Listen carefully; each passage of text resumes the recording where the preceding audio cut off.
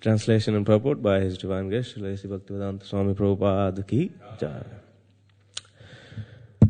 Therefore, let me surrender unto the Supreme Personality of Godhead and offer my obeisances unto Him, who is beyond the conception of human speculation, the mind, activities, words, and arguments, who is the original cause of this cosmic manifestation, by whom the entire cosmos is maintained, and by whom we can conceive of its existence. Let me simply offer my obeisances, for He is beyond my contemplation, speculation, and meditation. He is beyond all of my material activities. Purport. One simply has to realize the greatness of the Supreme Personality of Godhead. One should not try to understand Him by any material means, subtle or gross. Mother Yashoda, being a simple woman, could not find out the real cause of the vision. Therefore, out of maternal affection, she simply offered obeisances unto the Supreme Lord to protect her child. She could do nothing but offer obeisances to the Lord. It is said, Achintya khalu ye bhava natam starkena yojayet. Mahabharat, Bhishma Parva, 522. One should not try to understand the supreme cause by argument or reasoning. When we are beset by some problem for which we find no reason, there is no alternative than to surrender to the Supreme Lord and offer Him our respectful obeisances. Then our position will be secure. This was the means adopted in this instance also by Mother Yashoda. Whatever happens, the original cause of the Supreme Personality of God is the Supreme Personality of Godhead. Sarva karana karanam. When the immediate cause cannot be ascertained, let us simply offer our obeisances at the lotus feet of the Lord. Mother Yashoda concluded that the wonderful things she saw within the mouth of her child were due to Him, the Supreme Lord, and she could not clearly ascertain the cause. Therefore, when a devotee cannot ascertain the cause of suffering, he concludes, Tatte nukampam susamikshamano bhunjana evatma kritam vipakam hridvagvapurbhir vidhadhan namaste Jivetayo mukti pade sadaya bhak. Srimad Bhagavatam 10.14.8. The devotee accepts that it is due to his own past misdeeds that the Supreme Lord, Supreme Personality of Godhead, has caused him some small amount of suffering. Thus he offers obeisances to the Lord again and again. Such a devotee is called mukti pade sadaya bhak. That is, he is guaranteed his liberation from this material world. As stated in the Bhagavad Gita 2.14, Matra sparshastu konteya shitoshna sukha dukkhadaha agama paino nityas tam stitikshasva bharata. We should know that material suffering due to the material body will come and go. Therefore, we must tolerate the suffering and proceed with discharging our duty as ordained by the spiritual master. Srila Prabhupada ki jai. Om jnanatimirandhasya jnananjanashalakaya chakshurunmilitam jena tasmai Shri Gurave Namaha. Shri Chaitanya Manobhishtam Sthapitam Jena Bhutale Swayam Rupa Kadamahyam Dadati Swapadantikam Vandeham Shri Gurau Shri Yuthapada Kamalam Shri Gurun Vaishnavamscha Shri Rupam Sagrajatam Sahagana Raghunathan Vitam Tam Sajivam Sadvaitam Savadhutam Parijana Sahitam Krishna Chaitanya Devam Shri Radha Krishna Padan Sahagana Lalita Shri Vishakhanvitanscha He Krishna Karuna Sindho Deenabandho Jagatpate Gopesh Gopika Kanta Radha Kanta Namostute Tapta Kanchana Gaurangi Radha Vrindavaneshwari Vrishabhanusute Devi Pranamami Hari Priye Vanchakalpatarubhyascha Kripa Sindhobheva Patitanam Pavanebhyo Vaishnavebhyo Namo Namaha Jaya Shri Krishna Chaitanya Prabhu Nityananda Shri Advaita Gadadhar Shivasadi Gaura Bhakta Vrinda Hare Krishna Krishna Krishna Hare Hare Hare Rama Rama Rama Hare Hare. So before I start, I'd just like to seek the blessings of all the devotees present. I'm definitely not qualified to be sitting here in front of all of you, but as an act of purification, I will try my best, and please bless me so I can say something, so your time is worthwhile. Thank you. So this verse is very philosophical. I don't know why I got this one. Of all the verses of pastime in this chapter, I had to get the one with philosophy. But it's a very simple philosophy. And many of the words, I'm sure, if you're a little bit acquainted, then are very much, flashy. You can recognize some of the words. Vitarka gocharam.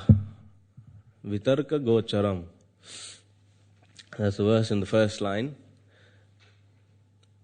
Tarka is logic. Vitarka is very good logic. And gocharam is pertaining to the senses or sense perception. So Yashoda Devi, after experiencing what she has seen in Krishna's mouth, she is concluding that she cannot ascertain the cause of this, happening. And she is now referring to the Supreme Lord, Supreme Personality of Godhead, because we'll find that she understands whatever is happening in her life is definitely governed by the Supreme Lord. Now, whether we can understand that or not is a different thing, and this is the subject of this verse. But she is saying that the Supreme Lord's activities are vitarka gocharam. That we cannot understand them even by the best type of logic, by the best type of logician, and even through sense perception. To further explain this verse, this subject, vitarka gocharam, she says, Cheta mana karma vachobhir anjasa. So putting all these things together, the cheta or the consciousness or the intelligence, mana, the mind, karma, the activities, and vacha, the words, we cannot understand Krishna. And in this, there is some, in the purport, Prabhupada uses the word subtle or gross. We cannot understand Krishna using our faculties, whether subtle or gross. So the mind, the intelligence, these are subtle. And the karma or activities are gross, and vacha is similar. Yadashraya, shelter of the Supreme Lord. You can understand Krishna only through Yadashraya yena yatha pratiyate. It is through His mercy that we perceive things in this world. And therefore, pranata, I offer my respects. I can do nothing else but just take shelter. So, when we do ceremonies, we tell the people that yes, we are performing this ceremony for, whatever the desire may be, but understand that the level of our performance is at a standard, very low. And the standard of Krishna Like say, for example, deity worship as well. We can do our best, but the level of Krishna's standard is supremely high. The standard of the gopi, standard of Krishna. So then I tell them that how is it that your worship will be accepted by Krishna? If your level of worship is, ground level and Krishna's level is in the sky, then how is it that your whatever you're doing, whatever we're trying to do, can be accepted by Krishna? How is this gap filled? So then I tell them that when our mood of service is sincere and our endeavor and our desire is sincere, then mercy fills the gap. And Krishna accepts our worship, even impure, through this yadashraya, through this mercy. And that gap is filled, then even our lowest type of worship is accepted. There's the story of the Brahmana, and Chaitanya Mahaprabhu is looking at this Brahmana who's crying while reading the Gita. So he asks him, why are you crying? And apparently he was holding the Gita upside down as well, So why are you crying?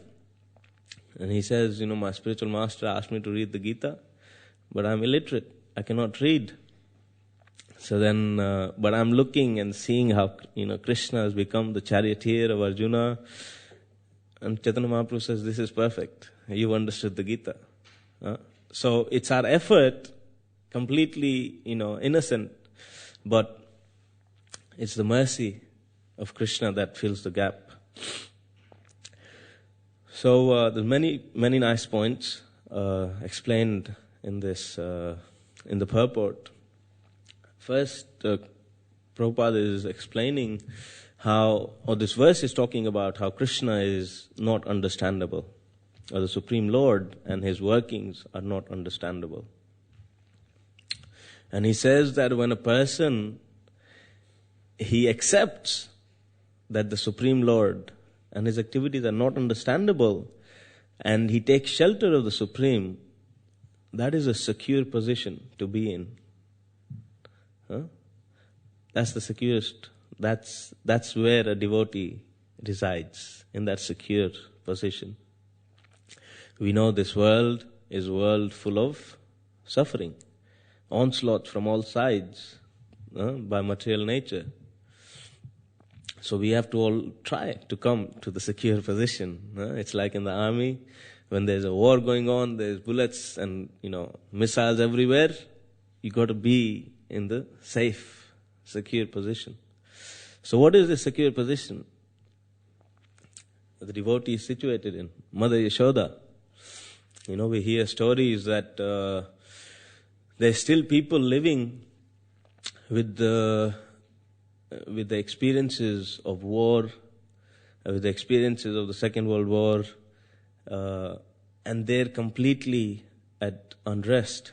Their minds, they're basically gone, haywire, and they have to have treatments and so many types of psychological help to make them, steady. But this is the steadiness of a devotee, the secure position of a devotee who may go through so many difficult situations in this world, but he is in a secure position. If you look at the lives of the Pandavas, if we ever experienced any of those sufferings, then we would have lost the plot a long time ago. We would have given up. From the very childhood, they were continuously not just faced with, pushing around or not having enough prasad. They were faced with, threats to their life from the very start of their life in Hastinapur. Until they were in the forest, they were okay. Those type of sufferings they could deal with. Right? It's a very interesting point. When they're in the forest, there's sufferings from animals, the weather, And all of those things, they were happily being able to deal with. Yeah, a tiger attacks, no problem, But in Hastinapur, in the comfort of the palace, there was another type of threat that was much more difficult than living in the forest, in the wild. And this was threat from your own people. This was a threat from your cousins. This was the threat from your uncle. So, but they were always, you never hear that, today Yudhishthira Maharaj had to go through counseling for, the mental pressure he was under.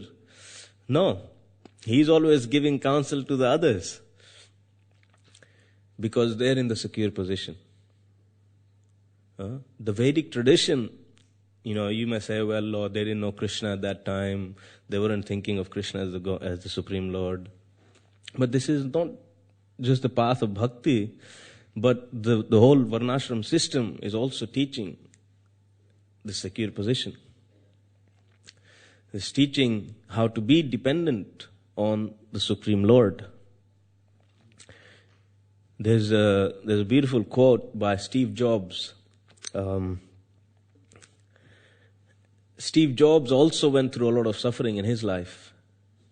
Some sufferings that are really unbearable. Sufferings of, he established the company, Macintosh, and then he got fired from his own company through cheat or whatever happened. And things like this, and relationships and all of the other things. But in his later days, he says, you cannot connect the dots looking forward. In life, we're always trying to connect the dots looking forward. Okay, from here I'll do this and then this and that, and that's it. I attain perfection. He says you cannot connect the dots looking forward, but you can connect the dots looking backward. And see how your life has formed through the various things that have happened. You have to trust. He says you have to trust that the dots will connect to your future. That all that's happening is forming your future. Trust that. Trust in something. Your gut, destiny, karma, whatever. And he says, this principle has changed my life. So for us, Steve Jobs is no big guy. But in the outside world, Steve Jobs is a hero, is a legend for technology. But he is talking about a principle that we're talking about as well. Difficulties come. And he's a person who went through difficulties, but he's wise. His experience gave him wisdom. So there must have been some mode of goodness there to give him this experience that whatever is happening has a purpose. All you can do, maybe he didn't surrender to Krishna. He did have some prasad through the Food for Life vans, but he can understand. Krishna is not in the forefront, but he can understand that there's something in control. And he's saying that principle has changed his life. This is, he's coming to the secure position to understand that there's something there. Srila Prabhupada, in his preaching, he met one person who, I don't remember if it was a reporter or just a normal person, who asked him that you say that the purpose of the final point is that you understand that you cannot understand Krishna. Yeah? So in your realization, you're meant to come to a point where you realize that Krishna is not understandable. So I said, why are you writing so many books? Why don't you just write, instead of International Society for Krishna Consciousness, you just have something like International Society for You Cannot Understand Krishna Consciousness. He said something around, this is paraphrasing. But the fact Prabhupada said that yes, this is all to make us understand that we cannot understand. So the human mind cannot accept a simple fact like, Prabhu, you'll never be able to understand Krishna. We say, excuse me, who are you to tell me that I cannot understand Krishna? And therefore, through reading so many literatures, understanding so many pastimes, we're meant to come to the point that, yes, Krishna cannot be understood. And it's not only through literature, it's in our lives as well. We may take to a venture thinking that, I'm a devotee of Krishna. Yatra Yogeshwarat Krishna, Yatra Partha Dhanurdhara, Tatra Shrir Vijayo Bhuti. Wherever there is Krishna, there will be victory, there will be opulence. So let me take to this venture. And you think you've got it. Krishna is in the Gita. Whatever I do, if I have Krishna, a photo of Krishna in my pocket, or I have a frame, photo of Krishna in my house, then 100% I'll be successful. 100% my business will be successful. And then business goes down. And you think, no. What is this? How can Krishna do this to me? So we're thinking we can understand Krishna. Shri Shri Radha Gokulananda ki jai, Sitaram Lakshman Hanuman ji ki jai, Gaurnitai ki jai. So we cannot understand. We should not ever think that, okay, now I've got it. Now I know what it's all about. I figured Krishna out. Because Krishna, he'll play the trick and he'll bring you back to ground level. There are people who think they have understood. Prabhupada, there's a famous story of Saraswati, where the devotees brought these two gentlemen who proclaimed to know all the Vedas and know the Shastras. And Prabhupada said, okay, no problem, very good. So, who is God? Who is the Supreme Personality of Godhead? And they said, well, that's a very big topic. We have to discuss that. That'll take a few hours to figure that out. And he asked Saraswati, who was only a very young girl at that time. He says, so Saraswati, who is the Supreme Personality of Godhead? She says, Krishna is the Supreme Personality of Godhead. And the sadhus or these big philosophers were ashamed that, Prabhupada said, look, even a young girl knows and you don't know. Another person came. The devotees brought this person who could recite the whole Gita in 45 minutes. We hear that Krishna and Arjuna spoke the Gita for 45 minutes only. So there was one sadhu who could recite all 700 verses of the Gita in 45 minutes. And Prabhupada asked, can you live the Gita for 45 minutes? And immediately there was quiet, because we may think we've figured it out, but Maya or Yoga Maya will bring us to realize that no, Krishna is ununderstandable. Then Prabhupada talks about how Mother Yashoda is a simple woman. And that she just thought, if I can't figure it out, let me take shelter of Krishna.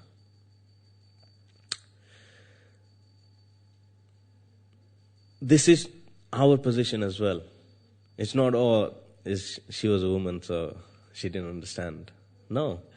We are all Prakriti. We are all nature. We're all feminine in the service of Krishna. And the thing is, we think we are not simple. We hope, we try to be very technical and very smart, but actually our position is that of a simple woman in relation to Krishna. In the Washington Post, they did a study on the value of a mother. And they said, the mother is the most valuable person. She is the driver, she is the cook, she is the cleaner, she is, everything. And they put, per year you spend, if you had to pay for your mother, you would spend around, 300,000 pounds per year. One of the things they said about the mother, they said that the mother is the psychiatrist as well. For the children get hurt, the children, have a fight or get bullied, then the mother has to deal with the mind of the child. And, she says, "Beta, don't worry, it's okay. Theek ho jayega, it'll be okay, don't worry." So what is the mother doing? The mother is also guiding her child to this secure position.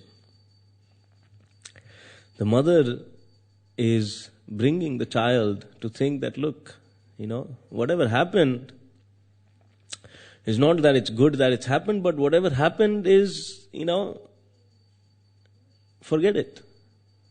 Just depend on me, or depend on your teachers, depend on Krishna in the best case scenario.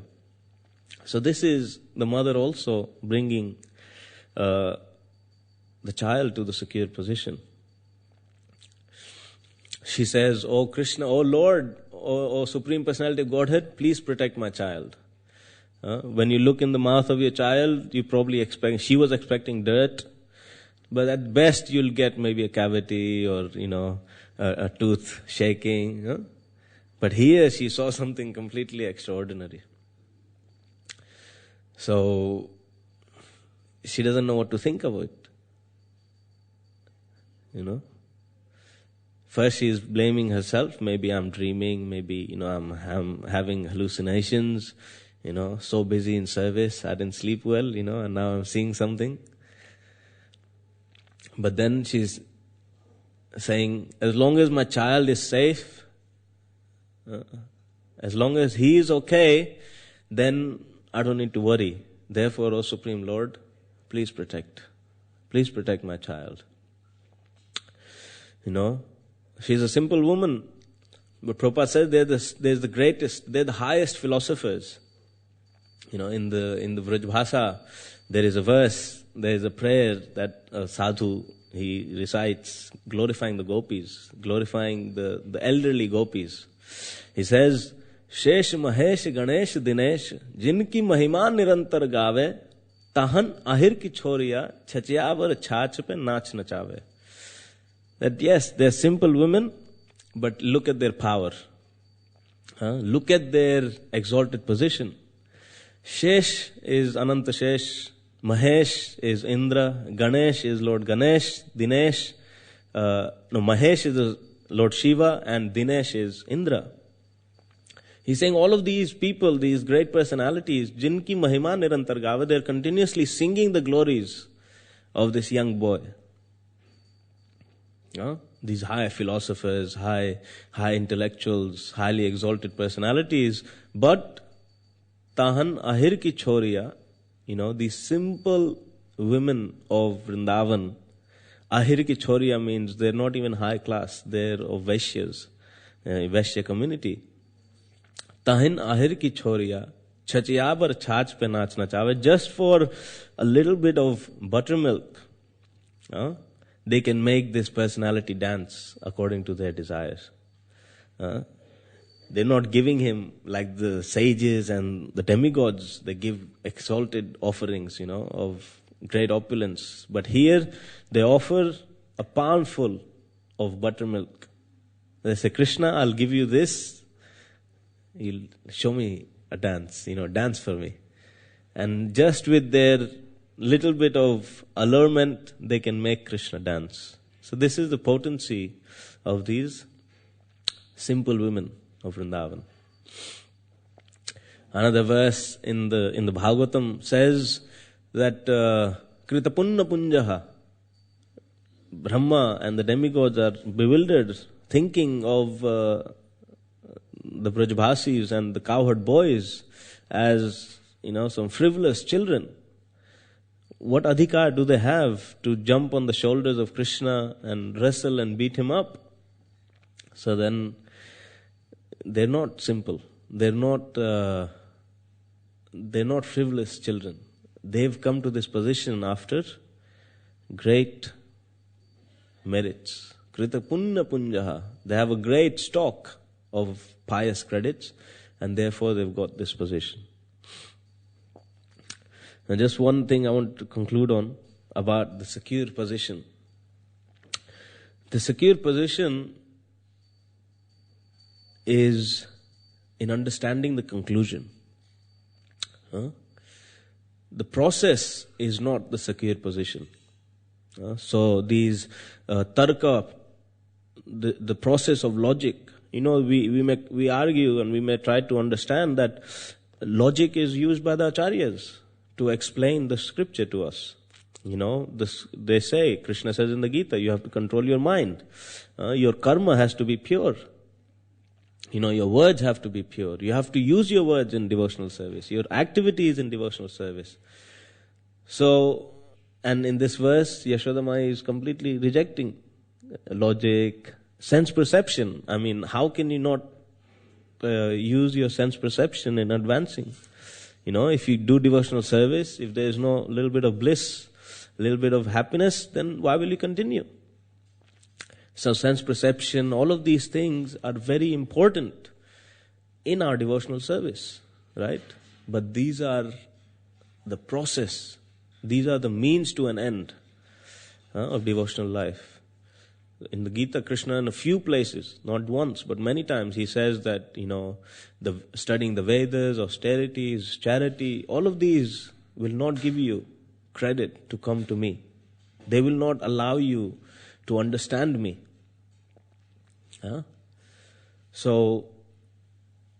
But it is only by devotional service or bhakti mam abhijanati. The secure position is in the conclusion. So if jnana doesn't lead to bhakti, then it is not the secure position.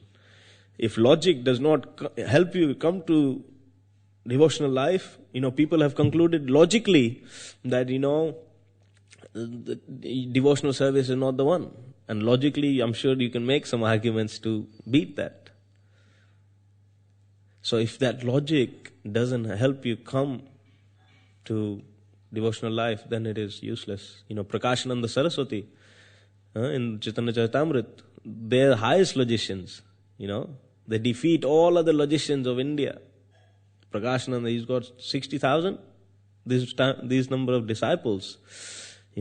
What caliber of logic and understanding and reasoning is he teaching his disciples?